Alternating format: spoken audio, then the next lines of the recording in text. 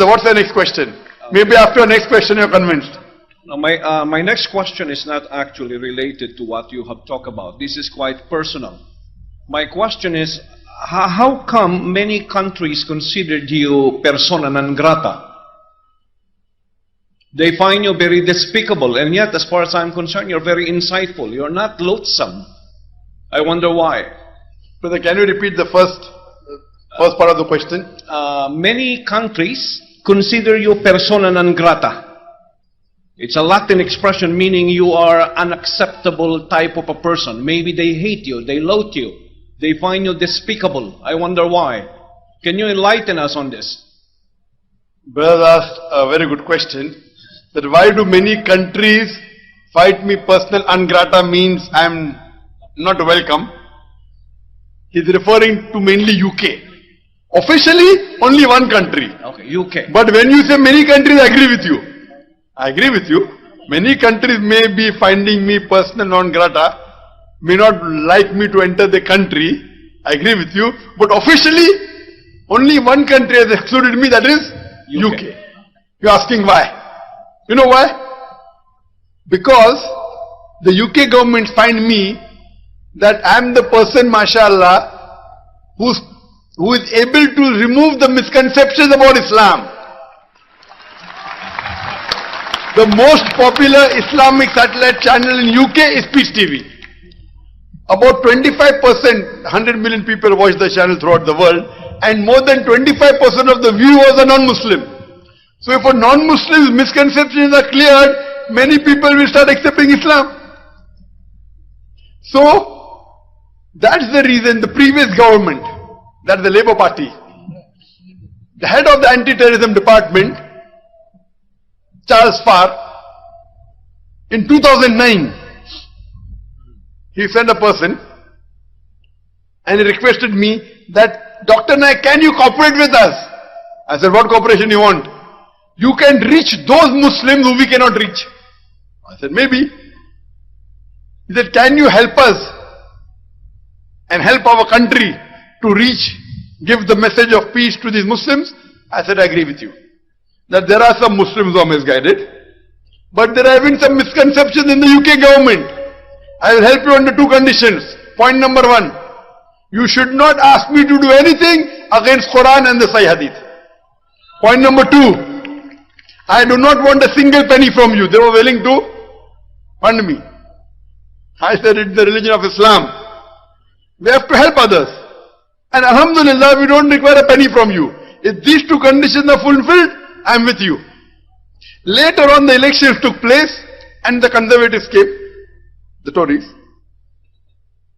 In less than 1 month's time, the Home Secretary, Theresa May, they want to show to the country that they are strong against the Muslims. So the most popular Muslim person they could find was Zakir Naik. And we were about to, 1 month after they came to power, the new government, we had the 3 prestigious venues, Wembley Arena, Sheffield Arena and NEC Birmingham. All these top. And we had done publicity. And before I landed, 1 day before, she issued an exclusion order, which came to me from UK to the High Commission in Bombay, and said I had a valid visa for 5 years. Many times that I've been going since the past 20 years. I've gone more than 15 times, given lectures, big gatherings, largest gathering, more than 25,000 people, with paid tickets. The organizers kept tickets. So, a valid visa which was issued 1 year back, in the year 2009, when I was going to go in 2010, in June, exclusion order comes and she quotes 3-4 paragraphs, why she feels I am personal non grata, I am not conducive for the people of UK. One quotation she quoted from a lecture, I'll give you the quotation, ask you, is this quotation right or wrong? I said that what happened in 9/11? In 9/11, more than 3,000 innocent people were killed. that act is to be condemned. The Twin Tower destruction, Islam does not agree with that at all. Because Islam clearly says in Surah Ma'idah chapter 5 verse 32, if anyone kills any other human being, whether Muslim or non-Muslim, unless it be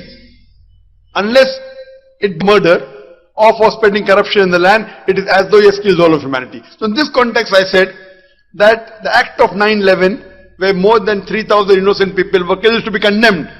More than 50% people were killed in the London tube bombing, it has to be condemned. In Bombay, more than 180 innocent people were killed, that has to be condemned. But the Muslims should not put a full stop here.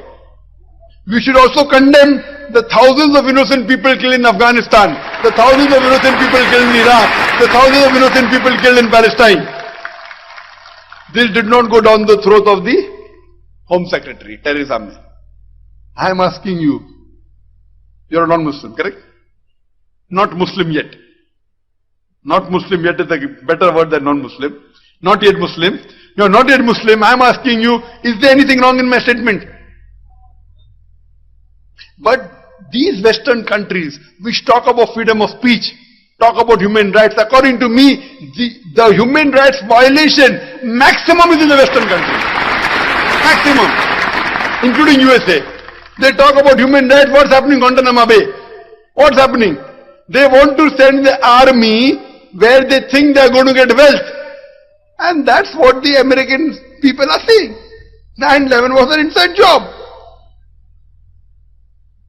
What was the agenda? So they talk about freedom of expression, freedom of speech. These statements according to Home Secretary May, is not conducive for the people of UK. Why? Because they know the truth. Jesus Christ, peace be upon him, said in the Gospel of John, seek ye the truth and truth shall free you. But Theresa May doesn't believe in that. Quran says in Surah Isra chapter 17 verse number 81, وَقُلْ جَعَلَكْ وَذَاكَ الْبَاطِلِ إِنَّ الْبَاطِلَ كَانَ زَهُوقًا. When truth is hurled against falsehood, falsehood perisheth. For falsehood is by its nature bound to perish. One more thing, what the media was blowing up, I made a statement in my answer of hijab, that women when they wear Western clothes, skirts, mini, low neck and revealing clothes, it invites them to be raped, was my statement. So it came as an article, a big article, that Dr. Naik is a misogynist. For those who don't know what's a misogynist, misogynist is a person who hates women. That's the reason so many women. I cannot say how many women are there. The brother said that there are more than 50,000.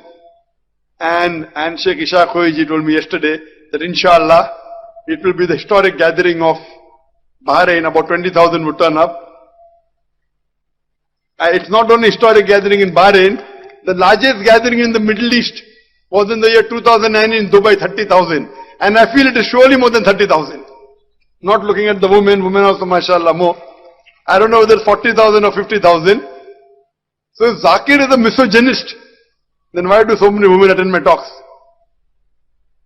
And that same newspaper, Times, 1 year back, in March 2009, they wrote an article that 1 in every 7 Britisher feels that the woman should be hit because they were relieving clothes.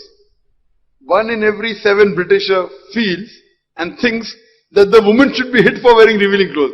I never made that statement. But Britishers make no problem.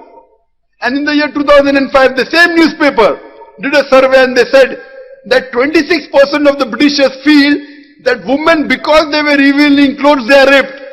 So if the 26% Britishers say they are misogynists, one Indian Muslim says he is a misogynist. This is freedom of speech. It doesn't go down their throat well. So the problem is that they don't want the truth to prevail. That's the reason, mashallah, I was the first Muslim speaker to file a case against the Home Secretary. Not that I knew I would win. I knew how truthful they are. It was mentioned in the exclusion order, I cannot file a case.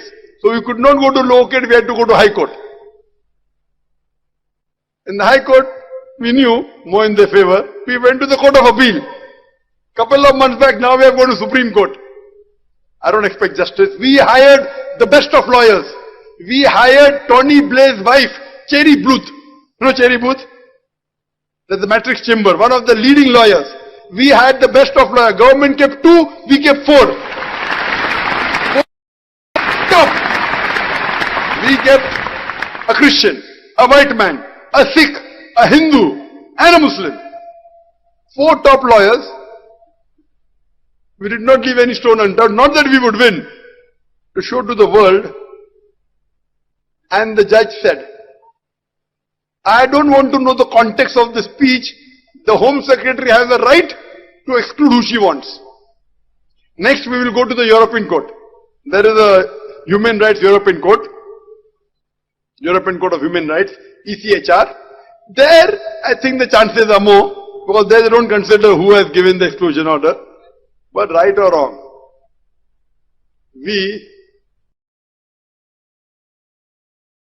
same day,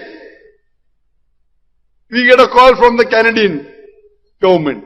My 5 years visa cancelled, want to go again, apply again. Same thing in USA. They are afraid of this man. The beard. No weapon of mass destruction, no weapon. Only the weapon of Allah subhanahu wa ta'ala, that is the Quran.